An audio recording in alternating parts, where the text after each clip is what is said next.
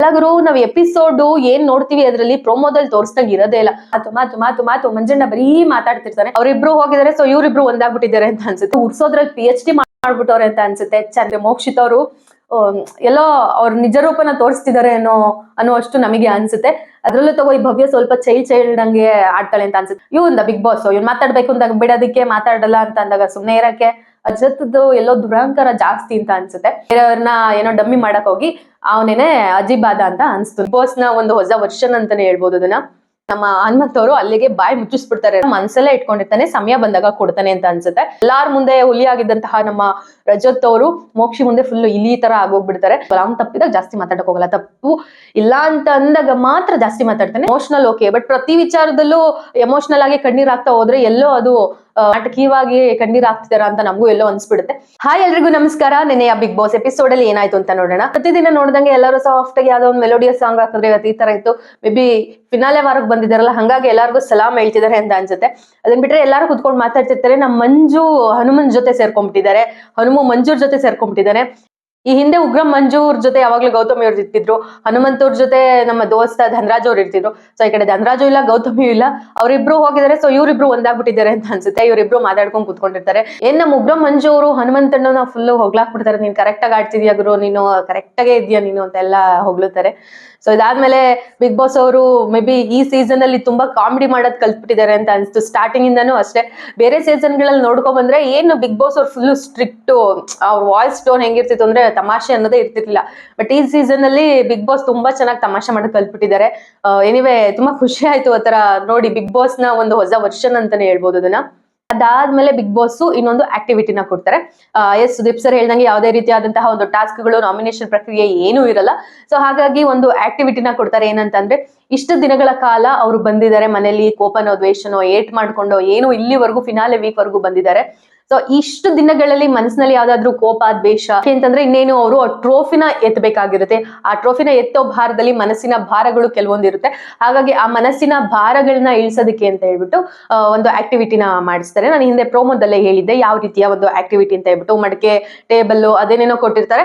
ಅವ್ರ ಫೋಟೋನ ಅಂಟಿಸಿದ ವಸ್ತುಗಳಿಗೆ ಅವ್ರು ಹೊಡೆದು ರೀಸನ್ ಕೊಟ್ಟು, ನಮ್ಗೆ ಈ ರೀತಿಯಾಗಿ ನಿಮ್ಮಿಂದ ಬೇಜಾರಾಗಿದೆ ಅಂತ ಹೇಳ್ಬಿಟ್ಟು ರೀಸನ್ ಕೊಟ್ಟು ಮಡಕೆಗಳನ್ನೆಲ್ಲ ಮಡಕೆ ಇನ್ನು ಏನೇನೋ ಹಲವಾರು ವಸ್ತುಗಳಿರುತ್ತೆ ಅದನ್ನೆಲ್ಲ ಹೊಡೆದಾಕ್ಬೇಕಾಗಿರುತ್ತೆ.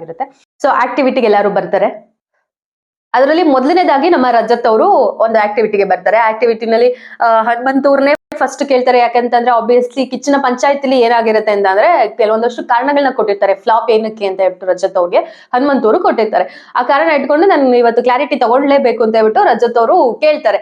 ನೀವು ನನ್ಗೆ ಸರಿಯಾದ ರೀಸನ್ ಕೊಡಲ್ಲ ಅಂತ ಹೇಳ್ತೀರಾ, ಏನ್ ಕಾರಣ ಹೇಳಿ, ಇವಾಗ ಹೇಳ್ಬಿಟ್ಟು ಕ್ಲಿಯರ್ ಆಗ್ಬೇಕು ಅಂತ ಕೇಳಿದಾಗ ಹನುಮಂತವ್ರು ಹೇಳ್ತಾರೆ, ಹೌದು ನೀವು ಏನಾದ್ರೂ ಒಂದು ತಪ್ಪುಗಳನ್ನ ಮಾಡ್ಕೊಂಡಾಗ ತಿದ್ಕೊಳ್ತೀನಿ ಅಂತ ಹೇಳ್ತೀರಾ, ಬಟ್ ಯಾವ್ದೇ ಕಾರಣಕ್ಕೂ ತಿದ್ಕೊಳ್ಳಲ್ಲ, ನೀವು ಅದೇ ತಪ್ಪುಗಳನ್ನ ಮಾಡ್ತಾ ಹೋಗ್ತೀರಾ, ನೀವು ಮಾಡಿದಿರಲ್ಲ ತಪ್ಪು ಅಂತ ಹೇಳಿ ರಜತ್ ಹೇಳ್ತಾರೆ.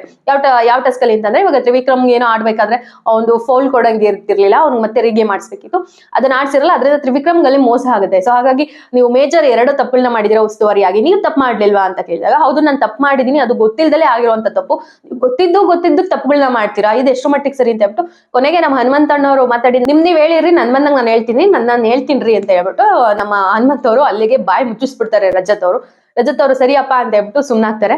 ಹನುಮಂತವ್ರು ಭವ್ಯ ಅವ್ರ ಹೆಸರನ್ನ ತಗೊಳ್ತಾರೆ. ಹೆಸರು ತಗೊಂಡು ನಮ್ಮ ಹನುಮಂತವ್ರಿಗೆ ಕೋಪ ಬರುತ್ತಂತೆ. ಯಪ್ಪ ಕೇಳಿ ತುಂಬಾನೇ ಖುಷಿ ಆಯ್ತು. ಓಕೆ, ಮನುಷ್ಯನ್ ಕೋಪ ಅನ್ನೋದು ಇದೆ, ಬರುತ್ತೆ ಅಂತ ಹೇಳ್ಬಿಟ್ಟು ಆ ಟಾಸ್ಕ್ ಆಡ್ಬೇಕಾದ್ರೆ, ನೀವು ಆಟ ಆಡೋ ಭರದಲ್ಲಿ ಆಟ ಚೆನ್ನಾಗಿ ಆಡ್ತಿರ್ರಿ, ಟಾಸ್ಕ್ ಚೆನ್ನಾಗಿ ಆಡ್ತಿರ್ರಿ, ಆದ್ರೆ ಆಟ ಆಡೋ ಭರದಲ್ಲಿ ನೀವ್ ಏನ್ ಮಾಡ್ತೀರಿ ಅನ್ನೋದು ಅದು ಸರಿ ಇರಲ್ಲ ಕಣ್ರಿ ಅಂತ ಹೇಳ್ತಾರೆ. ಅದೇ ಅವಾಗ ಭವ್ಯ, ನನ್ಗನ್ಸಿದ್ದು ಭವ್ಯ ಹೊಡಿತಾಳಲ್ಲ, ಆ ಟಾಪಿಕ್ ಬಗ್ಗೆ ಅವ್ನು ಮಾತಾಡ್ದ ಅಂತ ಹೇಳ್ಬಿಟ್ಟು ಅವತ್ತು ಭವ್ಯ ಸಾರಿ ಕೇಳಿದಾಗ, ಇಲ್ರಿ ಆ ತರ ಏನಿಲ್ಲ, ಪರವಾಗಿಲ್ಲ ಅಂತ ಹೇಳಿದ್ದಂತಹ ಹನುಮಂತು ಇವತ್ತು ಆ ವಿಚಾರವಾಗಿ ಅವನಿಗೆ ಮನ್ಸಲ್ಲಿ ಕೋಪ ಇತ್ತಂತೆ, ಅದನ್ನ ಹೇಳಿ ತೀರ್ಸ್ಕೊಳ್ತಾನೆ. ಅಂದ್ರೆ ನಮ್ಮ ಹನುಮಂತಂಗೂ ಕೋಪ ಎಲ್ಲ ಬರುತ್ತೆ. ಅವ್ರು ಏನೇ ಮಾಡಿದ್ರು ಅಂತಂದ್ರು ಅವನು ರಿಯಾಕ್ಟ್ ಮಾಡಕ್ ಹೋಗಲ್ಲ, ಎಲ್ಲ ಮನ್ಸಲ್ಲೇ ಇಟ್ಕೊಂಡಿರ್ತಾನೆ, ಸಮಯ ಬಂದಾಗ ಕೊಡ್ತಾನೆ ಅಂತ ಅನ್ಸುತ್ತೆ. ಸೊ ಹಾಗಾಗಿ ನಮ್ಮ ಹನುಮಂತಂಗೂ ಎಲ್ಲಾ ಒಂದು ಭಾವನೆಗಳು ಇದೆ, ಅವ್ನು ತೋರ್ಸ್ಕೊಳ್ತಿಲ್ಲ, ಎಲ್ಲಾನು ಹಿಡಿದಿಟ್ಕೊಳ್ತಿದ್ದಾನೆ ಅಂತ ನನ್ಗನ್ಸುತ್ತೆ. ಅದಾದ್ಮೇಲೆ ಮೋಕ್ಷಿತ್ ಅವ್ರು ಬರ್ತಾರೆ. ಮೋಕ್ಷಿತ್ ಅವ್ರು ಒಂದಷ್ಟು ಜನನ ಹೆಸರುಗಳನ್ನ ತಗೊಂಡು ಕಾರಣಗಳನ್ನ ಕೊಡ್ತಾರೆ. ರಜತ್ ಅವ್ರ ಹೆಸರು ತಗೊಳ್ತಾರೆ, ತ್ರಿವಿಕ್ರಮ್ ಅವ್ರ ಹೆಸರನ್ನ ತಗೊಳ್ತಾರೆ. ಓಕೆ, ರಜತ್ ಏನ್ ಹೇಳಿರ್ತಾನೆ ಅಂತಂದ್ರೆ, ಕಿಚನ ಪಂಚಾಯತಿಲಿ ಓಕೆ ಸೂಪರ್ ಮೋಕ್ಷಿ ನೀನ್ ಕೊಟ್ಟಂತಹ ಕಾರಣ ಅಂತ ಹೇಳ್ಬಿಟ್ಟು ಹೇಳಿದಾಗ, ಆಮೇಲೆ ನೋಡಿದ್ರೆ ನಿಮ್ಗೆ ಡೌಟ್ ಇತ್ತು, ನೀವು ಫಿನಾಲೆಗೆ ಬಂದಿರೋದು ಅದು ಹನುಮಂತೂರ್ ಏನ್ ನಿಮ್ ಸೆಲೆಕ್ಟ್ ಮಾಡಿದ್ರು ಅವಾಗ ನಿಮ್ಗೆ ಡೌಟ್ ಇತ್ತು, ಓಕೆ ನಾನು ಡಿಸರ್ವ್ ಇದ್ದೀನ ಅಂತ ಹೇಳ್ಬಿಟ್ಟು. ಹೌದು ಆಬ್ವಿಯಸ್ಲಿ, ಯಾಕೆ ಅಂತಂದ್ರೆ ಹನುಮಂತೂರು ಅವ್ರ ದೋಸ್ತಿ ಇದ್ದಾಗ ದೋಸ್ತಿ ಹೆಸರು ತಗೊಳಕ್ ಬಿಟ್ಬಿಟ್ಟು ಮೋಕ್ಷಿ ಅವರ ಹೆಸರನ್ನ ತಗೊಂಡ್ರೆ ಆಬ್ವಿಯಸ್ಲಿ ಅವ್ರಿಗೂ ಶಾಕ್ ಆಗೇ ಆಗುತ್ತೆ. ಸೊ ಹಾಗಾಗಿ ಮೋಕ್ಷಿತ್ ಅವರು ಸ್ವಲ್ಪ ಶಾಕ್ ಅಲ್ಲಿ ಇದ್ರು. ಹಾಗಾಗಿ ಅವರು ಹೇಳಿದ್ರು ನಂಗೆ ಶಾಕ್ ಇತ್ತು, ನಾನು ಟಾಪ್ 3 ನಲ್ಲಿ ಬಂದಿದ್ದೆ ಲಾಸ್ಟ್ ಟಾಸ್ಕ್ಗಳೆಲ್ಲ, ಹಾಗಾಗಿ ನನ್ಗೆ ಸ್ವಲ್ಪ ಇವ್ರು ನನ್ನ ಹೆಸರು ತಗೊಂಡ್ರಲ್ಲ ಅಂತ ಶಾಕ್ ಆಯ್ತು, ಕನ್ಫ್ಯೂಸ್ ಆಯ್ತು. ಅದಾದ್ಮೇಲೆ ಓಕೆ ಸುದೀಪ್ ಸರ್ ಹೇಳಿದ್ಮೇಲೆ ಕೆಲವೊಂದಷ್ಟು ನಾನು ಚೆನ್ನಾಗಿ ಆಡಕ್ ಶುರು ಮಾಡಿದೆ, ಸೊ ನಾನು ಡಿಸರ್ವಿಂಗ್ ಅಂತ ಆಯ್ತು ಅಂತ ಹೇಳ್ತಾರೆ. ಅವಾಗ ನಮ್ ರಜತ್ ಓಕೆ ಫೈನ್ ಸರಿ ಮೋಕ್ಷಿ ಅಂತ ಹೇಳ್ಬಿಟ್ಟು ಸುಮ್ನಾಗಿ ಹೋಗ್ಬಿಡ್ತಾರೆ. ಒಂಥರ ಎಲ್ಲಾರ ಮುಂದೆ ಹುಲಿ ಆಗಿದ್ದಂತಹ ನಮ್ಮ ರಜತ್ ಅವರು ಮೋಕ್ಷಿ ಮುಂದೆ ಫುಲ್ ಇಲಿ ತರ ಆಗೋಗ್ಬಿಡ್ತಾರೆ. ಅಂಡ್ ಇನ್ನೊಂದ್ ಏನ್ ಅನ್ಸ್ತು ಅಂತಂದ್ರೆ, ರಜತ್ ತನ್ನ ಏನಾದ್ರೂ ತಪ್ಪಿಲ್ಲ ಅಂತ ಅಂದ್ರೆ ಬಿಡಲ್ಲ, ನನ್ ಮಗಂದ್ ಹಿಡ್ದು ಎಳ್ಳಾಕ್ಬಿಡ್ತಾನೆ, ಏನೇನ್ ಬರುತ್ತೋ ಬಾಯಿಗೆ ಅದನ್ನೆಲ್ಲ ಮಾತಾಡ್ತಾನೆ. ಬಟ್ ಅವ್ನೇನಾದ್ರೂ ತಪ್ಪಿತ್ತು ಅಂತ ಅವನಿಗೆ ಅರಿವಾದಾಗ ಏನ್ ಮಾಡ್ತಾನೆ ಅಂತಂದ್ರೆ, ಬೇರೆಯವ್ರನ್ನೆಲ್ಲ ಸೇರಿಸ್ಕೊಂಡು ಅವ್ರ ಜೊತೆ ಕಾಮಿಡಿ ಮಾಡೋದ್ರ ಮುಖಾಂತರ ಇರ್ಬೋದು, ಏನೋ ಒಂದು ಬೇರೆ ದಾರಿ ತಪ್ಪಿಸ್ಬಿಟ್ಟು ಅಲ್ಲಿಗೆ ಫಿನಿಶ್ ಅನ್ನಂಗ್ ಮಾಡ್ಬಿಡ್ತಾನೆ. ಓಕೆ ಮೋಕ್ಷಿ ನೀನ್ super Mokshi, marvellous, okay done ಬಾ ಮೋಕ್ಷಿ ಅಂತ ಹೇಳ್ಬಿಟ್ಟು ಮೋಕ್ಷಿತ್ ಅವ್ರನ್ನ ಕರೆದ್ಬಿಟ್ಟು ಅಲ್ಲಿಂದ ಅಲ್ಲಿಗೆ ಟಾಪಿಕ್ ನ ಮುಗಿಸ್ಬಿಡ್ತಾನೆ. ಜಾಸ್ತಿ ಮಾತಾಡಕ್ ಹೋಗಲ್ಲ, ಅವ್ನು ತಪ್ಪಿದಾಗ ಜಾಸ್ತಿ ಮಾತಾಡಕ್ ಹೋಗಲ್ಲ, ತಪ್ಪು ಇಲ್ಲ ಅಂತ ಅಂದಾಗ ಮಾತ್ರ ಜಾಸ್ತಿ ಮಾತಾಡ್ತಾನೆ. ಅದಾದ್ಮೇಲೆ ಭವ್ಯ ಅವ್ರು ಬರ್ತಾರೆ. ಭವ್ಯ ಅವ್ರದ್ದು ಗುರು ಅವಳಿಗೆ ಮೊದಲಿಂದನೂ ಅದೇ ಡೌಟ್, ಅದೇ ಕ್ಲಾರಿಟಿ ಬೇಕಂತೆ, ಅದೇ ಕನ್ಫ್ಯೂಷನ್ ಅಂತೆ. ಪಾಪ ನಮ್ ತ್ರಿವಿಕ್ರಮ್ ಅವರು ಹೇಳ್ಬಿಟ್ಟಿದ್ದಾರೆ, ನನ್ನಿಂದನೇ ನೀನ್ ಇಲ್ಲಿವರೆಗೂ ಬಂದಿರೋದು, ನನ್ನ ಯೂಸ್ ಮಾಡ್ಕೊಂಡ್ ಬಂದಿದ್ಯಾ ಅಂತ ಎಲ್ಲೋ ಹೇಳ್ಬಿಟ್ರಂತೆ. ಹಾಗಾಗಿ ನಮ್ಮ ಭವ್ಯ ಅವರು ಸರಿ ಇದ್ರ ಕ್ಲಾರಿಟಿ ಸಿಕ್ಕಿಲ್ಲ ಅಂತ ಹೇಳ್ಬಿಟ್ಟು ಕ್ಲಾರಿಟಿ ತಗೊಳಕ್ ಹೋಗ್ತಾರೆ. ನಮ್ಮ ಭವ್ಯ ಗೌಡ ಅವರು ಎಮೋಷನಲ್ ಓಕೆ, ಬಟ್ ಪ್ರತಿ ವಿಚಾರದಲ್ಲೂ ಎಮೋಷನಲ್ ಆಗಿ ಕಣ್ಣೀರ್ ಆಗ್ತಾ ಹೋದ್ರೆ ಎಲ್ಲೋ ಅದು ಕಣ್ಣೀರು ನಾಟಕೀಯವಾಗಿ ಕಣ್ಣೀರ್ ಆಗ್ತಿದಾರ ಅಂತ ನಮಗೂ ಎಲ್ಲೋ ಅನ್ಸ್ಬಿಡುತ್ತೆ. ಹಾಗಾಗಿ ಒಂದ್ ಕ್ಲಾರಿಟಿಗೆ ಏನೋ ಬಂದ್ರಪ್ಪ. ಅದಾದ್ಮೇಲೆ ಅಪ್ಪ ನಮಗ್ ಬಂದಿದ್ದು ಅಲ್ಲ ಗುರು, ನಾವ್ ಎಪಿಸೋಡ್ ಏನ್ ನೋಡ್ತೀವಿ ಅದ್ರಲ್ಲಿ ಪ್ರೋಮೋದಲ್ಲಿ ತೋರಿಸ್ದಂಗ್ ಇರೋದೇ ಇಲ್ಲ. ಪ್ರೋಮೋದಲ್ಲಿ ನಾವ್ ನೋಡ್ಬೇಕಾದ್ರೆ ಓ ಇಲ್ಲೇನೋ ನಡೆಯುತ್ತಪ್ಪ, ಓಕೆ ಅದ್ರಲ್ಲಿ ಫಾರ್ ಎಕ್ಸಾಂಪಲ್ ಆ ಪ್ರೋಮೋ ರಿವ್ಯೂನಲ್ಲಿ ನಾನು ಹೇಳಿದ್ದೆ. ಅಂಡ್ ಪ್ರೋಮೋದಲ್ಲಿ ಏನಿತ್ತು ಅಂತಂದ್ರೆ, ರಜತ್ ಅವರು ಸೆಡೆ ನನ್ನ ಮಗನೇ ಒಂದ್ ಬರ್ತ್ಯಾ ಹಂಗೆ ಹೆಂಗೆ ಅಂತೆಲ್ಲ ಬೈದಾಕಿದ್ರು. ಯಾವ ಕಾರಣಕ್ಕೆ ಬೈದ, ಏನು ಸೆಡೆ ಅಂತ ಬೈಯೋ ಅಷ್ಟು ಏನ್ ಮಾಡ್ದ ಉಗ್ರ ಮಂಜು? ಈ ರೀತಿಯಾಗೆಲ್ಲ ನಾವು ನೋಡಿದಾಗ ನಮ್ಗೆಲ್ಲ ಒಂದು ಕ್ಯೂರಿಯಾಸಿಟಿ, ತಡಿ ಎಪಿಸೋಡ್ ನ ನೋಡೋಣ ಏನ್ ಬೈದಿದ್ದೇನೆ ಅಂತ. ಬಟ್ ನಾವ್ ಎಪಿಸೋಡ್ ಅಲ್ಲಿ ನೋಡಿದಾಗ ನನ್ ಮಗನ್ ಏನೇನು ಇರೋದಿಲ್ಲ, ಆ ಸೆಡೆ ಅನ್ನೋದನ್ನೇ ತೋರ್ಸಿಲ್ಲ. ಓಕೆ ಒಪ್ಕೊಳ್ಳೋಣ, ಸೆಡೆ ಅನ್ನೋ ಪದನ ಅವರು ಎಪಿಸೋಡ್ ಅಲ್ಲಿ ತೋರ್ಸಿಲ್ಲ, ಒಳ್ಳೇದು. ಬಟ್ ಪ್ರೊಮೋದಲ್ಲಿ ಯಾಕೆ ತೋರಿಸ್ತಾರೆ? ಅವ್ನ ಅಂದಲೇ ಇರೋದನ್ನ ತೋರಿಸ್ತಾರೋ ಅಥವಾ ಕಟ್ ಮಾಡಿ ಹಾಕಿದಾರೋ ಗೊತ್ತಿಲ್ಲ. ಕಟ್ ಮಾಡಿ ಹಾಕೋ ಉದ್ದೇಶನೇ ಇದ್ರೆ ಪ್ರೊಮೋದಲ್ಲೂ ಕಟ್ ಮಾಡಿ ಹಾಕ್ಬೇಕಾಗಿತ್ತು. ಇಲ್ಲ ಬಿಗ್ ಬಾಸ್ ಐ ಥಿಂಕ್ TRPಗೋಸ್ಕರ ಎಲ್ಲಾರನ್ನೂ ಸೆಳ್ಕೊಳ್ಳೋಕೋಸ್ಕರ ಎಪಿಸೋಡ್ ನೋಡ್ಲಿ ಅಂತ ಹೇಳ್ಬಿಟ್ಟು ಈ ಕಾರಣಗಳಿಗೋಸ್ಕರ ಅದನ್ನೆಲ್ಲ ತೋರಿಸ್ತಾರೇನೋ ಗೊತ್ತಿಲ್ಲ. ಬಟ್ ನನ್ನ ಪ್ರಕಾರ ಪ್ರೊಮೋದಲ್ಲಿ ಒಂದು ಎಪಿಸೋಡ್ ಅಲ್ಲಿ ಒಂದು ತೋರ್ಸೋದು ಅಷ್ಟು ಸೂಕ್ತ ಅಲ್ಲ ಅಂತ ಅನ್ಸುತ್ತೆ. ಸರಿ, ಇದಾದ್ಮೇಲೆ ನಮ್ಮ ಉಗ್ರ ಮಂಜೂರ್ ಬರ್ತಾರೆ. ಎಲ್ಲಾರು ಅವ್ರವ್ರದಾದಂತಹ ಕೆಲವೊಂದಷ್ಟು ಜನ ತಗೊಳ್ತಾರೆ, ಕಾರಣ ಕೊಡ್ತಾರೆ. ನಮ್ಮ ಉಗ್ರ ಮಂಜೂರ ಉಗ್ರಾವತಾರವನ್ನ ನೋಡೋದಿಕ್ಕೆ ನಾವೆಲ್ಲ ಕೂತ್ಕೊಂಡಿದ್ದೋ ಏನ್ ರೀಸನ್ ಕೊಡ್ಬೋದು ಅಂತ. ಅಲ್ಲಿ ಮಂಜಣ್ಣಂಗೆ ಏನ್ ಕ್ಲಿಕ್ ಆಗೋಯ್ತು ಅಂತಂದ್ರೆ, ಸ್ಟಾರ್ಟಿಂಗ್ ಅವನ್ನ ಕರೀಲಿಲ್ಲ ಆ ಒಂದು ಆಕ್ಟಿವಿಟಿನ ಮಾಡೋದಕ್ಕೆ. ಲಾಸ್ಟ್ ಅಲ್ಲಿ ಕರೆದ್ರಲ್ಲ, ತಗೋ ನನ್ ಮಗಂದ್ ಎಲ್ಲಾರ್ದು ಎತ್ತೆ ತಾಕಣ ಅಂತ ಹೇಳ್ಬಿಟ್ಟು ಎಲ್ಲಾರ ಹೆಸರು ತಗೊಳ್ತಾನೆ. ರಜತ್ ಹೆಸರು ತಗೊಳ್ತಾನೆ. ರಜತ್ ಅವನು ಚೆನ್ನಾಗಿ ಒಂದು ಮಾರಾಮಾರಿ ಆಗುತ್ತೆ ಅಂತಾನೆ ಹೇಳ್ಬೋದು. ಇಬ್ರು ಚೆನ್ನಾಗಿ ಕಿತ್ತಾಡ್ತಾರೆ. ಓಕೆ ನೀನ್ ನಂದು ಮತ್ತೆ ಗೌತಮ್ ಇದು ಏನು ಕಿತ್ಕೊಳಕ್ ಆಗ್ಲಿಲ್ಲ ಫ್ರೆಂಡ್ಶಿಪ್ ನ ಅಂತಂದಾಗ ಅವ್ನ್ಗೆ ಏನ್ ಹಣ ಬರಹ ಗುರು ಇವ್ರು ಫ್ರೆಂಡ್ಶಿಪ್ ಕಿತ್ಕೊಳ್ಳೋದಕ್ಕೆ. ಅವನು ಏನು ಗೊತ್ತಿಲ್ಲ, ಅವನು ಅದೇ ಹೇಳ್ತಾನೆ ರಜತ್ ಅವ್ರು, ನನ್ಗೇನ್ ಹಣ ಬರಹ ಗುರು, ನಾನ್ ಏನಕ್ಕೆ ಮಾಡ್ಲಿ ಅಂತ ಹೇಳ್ಬಿಟ್ಟು. ಇಲ್ಲ ಒಂದ್ ಕಡೆ ಗೌತಮಿ ಮನೆಯಿಂದ ಹೋದ್ಮೇಲೆ ಆರಾಮಾಗಿರೋಣ ಅಂತಂದ್ರೆ ಅವಳ ಹೆಸರು ತಗೊಂಡ್ ಕೂಡ ಗೌತಮಿ ಅವ್ರದ್ದು ಮಂಜಣ್ಣ ಬಿಡ್ತಿಲ್ಲ, ಫ್ರೆಂಡ್ಶಿಪ್ ಬಗ್ಗೆ ಮಾತಾಡ್ತಾವೆ. ಸರಿ, ಅಲ್ಲಿ ಸ್ವಲ್ಪ ಫೈಟ್ ಆಗುತ್ತೆ ಕಾರಣಗಳನ್ನ ಹೇಳ್ತಾ. ಇವಾಗ ನಮ್ಮ ಮಂಜಣ್ಣಂದ್ ಏನು ಒಂದೊಂದ್ಸರಿ ತಪ್ಪಾಗುತ್ತೆ ಅಂತ ಅಂದ್ರೆ, ಅವರು ಕಾರಣಗಳನ್ನ ಕೊಡ್ತಾರೆ. ಇವಾಗ ಕ್ರಿಯೆಗೆ ಪ್ರತಿಕ್ರಿಯೆ ಅನ್ನೋದಿರುತ್ತೆ, ಅವನು ಕ್ರಿಯೆ ಮಾಡ್ತಾನೆ, ಪ್ರತಿಕ್ರಿಯೆ ಕೊಡೋರ್ಗೆ ಅವಕಾಶನ ಕೊಡ್ಬೇಕು, ಸ್ವಲ್ಪ ಟೈಮ್ ಕೊಡ್ಬೇಕು. ಇಲ್ಲ ಕೊಡಲ್ಲ, ಮಾತಾಡೋದಕ್ಕೆ ಬಿಡೋದೇ ಇಲ್ಲ, ಮಾತು ಮಾತು ಮಾತು ಮಾತು ಮಂಜಣ್ಣ ಬರೀ ಮಾತಾಡ್ತಿರ್ತಾನೆ. ಅದ್ರಲ್ಲೂ ನನ್ಗನ್ಸಿದ್ ಏನಂತಂದ್ರೆ, ನೆನ್ನೆ ಎಪಿಸೋಡ್ ಅಲ್ಲಿ ಮಂಜಣ್ಣ ಇವಾಗ ಯಾರ ಹತ್ರನೋ ಹೋಗಿ ಮಾತಾಡಿರ್ತಾನೆ. ಏನಂತಂದ್ರೆ ಯಾರೋ ಒಬ್ರು ವಿಚಾರವಾಗಿ ಮಾತಾಡಿರ್ತಾನೆ ಹೋಗಿ, ಅದನ್ನ ಅವರು ಏನ್ ರೆಸ್ಪಾಂಡ್ ಮಾಡಿರ್ತಾರೆ ಆ ವಿಷಯನ ತಲೆಯಲ್ಲಿ ಇಟ್ಕೊಂಡು ಕಾರಣಗಳನ್ನ ಕೊಟ್ಟಿರ್ತಾನೆ. ಇವನೇನು ಮಂಜಣ್ಣ ಕಾರಣ ಕೊಟ್ಟಿರ್ತಾನೆ, ಅದನ್ನ ಬಿಟ್ಬಿಡ್ತಾನೆ, ಏನ್ ಹೇಳಿರ್ತಾರೆ ಮರ್ತ್ಬಿಡ್ತಾನೆ. ಅವ್ರೇನ್ ರೆಸ್ಪಾಂಡ್ ಮಾಡಿದ್ರು ಅದನ್ನ ತಗೊಂಡು ಇಲ್ಲಿ ಕಾರಣಗಳನ್ನ ಕೊಡ್ತಾ ಹೇಳ್ತಾನೆ, ವಸ್ತುಗಳನ್ನ ಹೊಡೆದಾಕ್ತಾನೆ ಅಂತ ಅನ್ಸುತ್ತೆ. ನನ್ಗೆ ನನ್ನ ಎಪಿಸೋಡ್ ಅಲ್ಲಿ ಅನ್ಸಿದ್ದು ಹೀಗೇನೆ.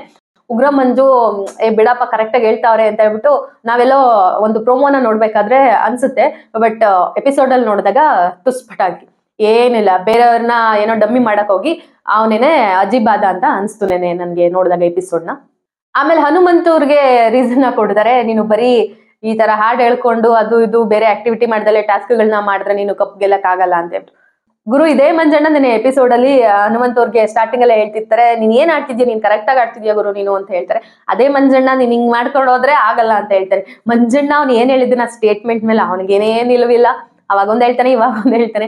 ಮಂಜಣ್ಣಗೆ ಏನ್ ಕ್ಲಾರಿಟಿ ಗೊತ್ತೇ ಇಲ್ಲ. ಅವ್ನ್ ಏನೋ ಒಂದ್ ಹೇಳ್ಬೇಕು, ಏನ್ ಸಿಗುತ್ತೋ ಏನ್ ಬರುತ್ತೋ ಆ ಕ್ಷಣಕ್ಕೆ ಅದನ್ನ ತಗೊಂಡ್ ಹೇಳ್ತಾನೆ ಅಂತ ನನಗನ್ಸ್ತು. ಅದಾದ್ಮೇಲೆ ಭವ್ಯ ವಿಚಾರಕ್ಕೆ ಬರ್ತಾನೆ.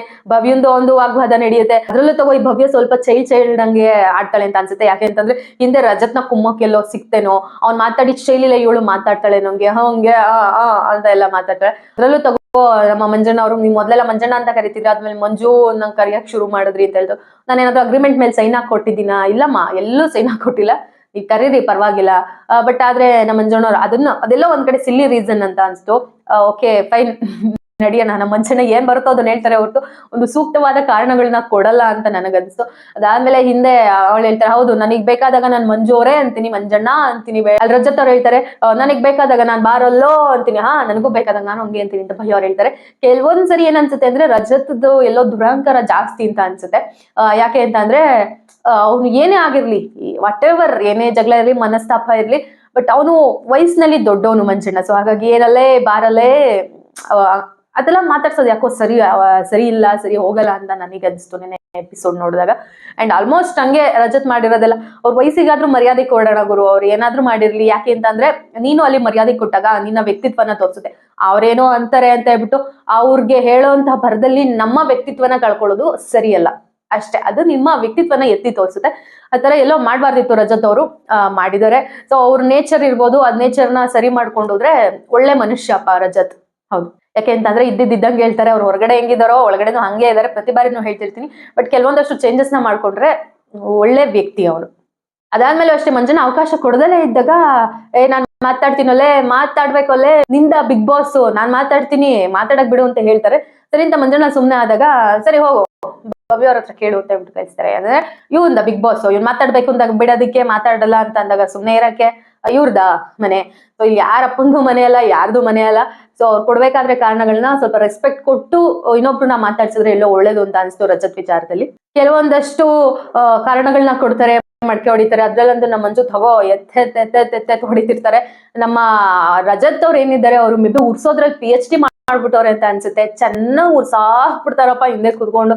ಓಕೆ, ಒಂದ್ ಶೂಸ್ ನಲ್ಲಿ ಹಿಂಗ್ ಓದಿತಾನೆ ಆ ಪ್ರಾಪರ್ಟಿಗಳನ್ನ. ಅವಾಗ ಓಕೆ, ಇವ್ನ್ ಪ್ರಾಪರ್ಟಿಗಳು ಹಿಂಗ್ ಆಗುತ್ತೆ ಅಂತ ಗೊತ್ತಿದೆ, ಶೂಸ್ ಹಾಕೊಂಡ್ಬಂದವ್ನೆ ಅಂತ ಹಿಂದೆ ಎಲ್ಲೋ ಒಂದು ಅವನು ಓಕೆ ಕಾಮಿಡಿ ಮಾಡೋದು ಈ ರೀತಿ ಮಾಡ್ತಾ ಇರ್ತಾನೆ. ಅದಾದ್ಮೇಲೆ ಎಲ್ಲೋ ಒಂದ್ ಕಡೆ ಬ್ರೇಕ್ ಸಿಕ್ಕಿದಾಗ ಇವನು ಹೇಳ್ತಾನೆ Rajat, Mokshi what's the time, ಎಲ್ಲಿ ಲಂಚ್ ಅಂತ ಕೇಳಿದಾಗ, ಓಕೆ ನನ್ ಮನೆ ಇನ್ವಾಲ್ವ್ಮೆಂಟ್ ಅಲ್ಲಿ ನಾನು 0 ಅಲ್ವಾ, ಹೋಗಿ ಮಾಡ್ಕೊಳ್ಳಿ ಅಂತ ಹೇಳ್ತಾನೆ. ನಾನೆಲ್ಲ ಹೇಳಿದೀನಿ 0 ಅಂತಂದ್ರೆ, ಓಕೆ ಮನೆಯ ಪ್ರಾಮುಖ್ಯತೆಯಲ್ಲಿ ಹೇಳಿದಿರಲ್ಲ ನಾನು ಕಡಿಮೆ ಅಂತ ಹೇಳ್ಬಿಟ್ಟು, ನೀವೇ ಮಾಡ್ಕೊಳ್ಳಿ.